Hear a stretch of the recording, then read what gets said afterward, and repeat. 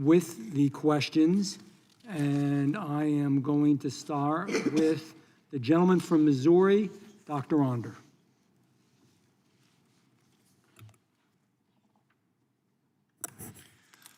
Thank you, Mr. Chairman.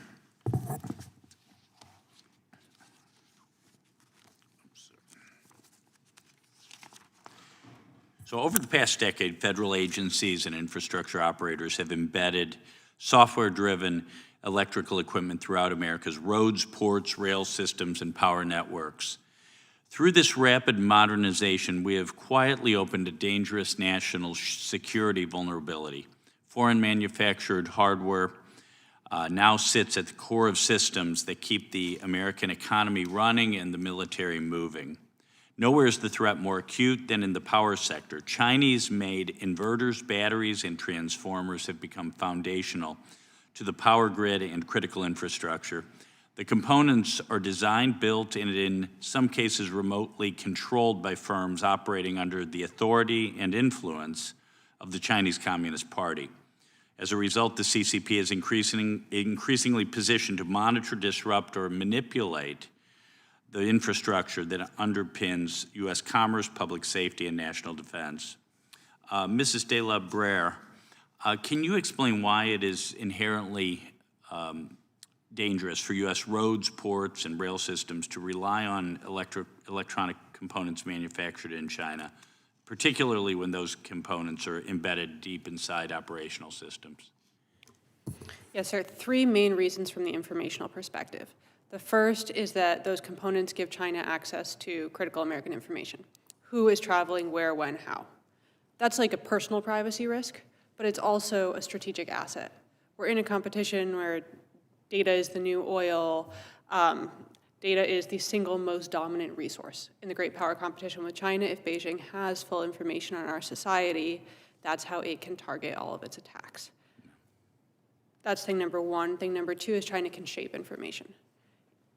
If information is fueling transportation and you can shape information, you can decide who's moving where, when, what. You can pick winners and losers. What company, shipping route, software add-on is going to win. And that means that Beijing controls our society. Yes. And then there's the disruption threat. So all of these two things are short of any like outright conflict scenario. That's just happening. Right. And there's, if China decides it's time, they can shut off our systems, they can interfere with our systems, they can destabilize our society. And this is, so that's informational threat. On top of it, there's just a basic supply chain and industrial threat. China can stop providing these components. We're trying to build new infrastructure or modernize infrastructure. We're at their mercy. Plus, our industrial base depends on being able to produce these critical goods. Our country depends on having an industrial base. Our economy depends on that. If we forfeit that to China, there goes American growth and freedom.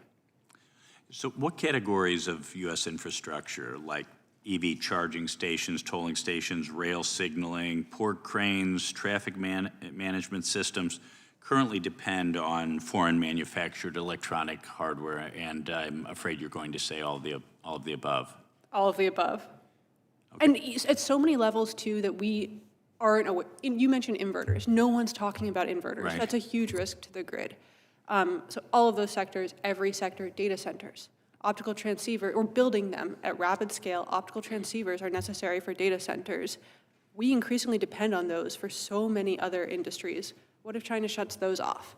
Yeah, I was at a energy conference in Houston a few months back, and one of the speakers talked about Chinese-made batteries. You know, any kind of reliance on so-called green energy, wind or solar, is going to rely on massive battery charging capability, or even one's, you know, the electrical panel on one's roof, private home, would depend on a battery. And apparently a large percentage of these are being made in communist China right now. And those could, in theory, be remotely flipped off, or even remotely made to overheat, causing electrical fire or even explosion risk. So, Mr. Cole, I see you nodding. Any comments on this?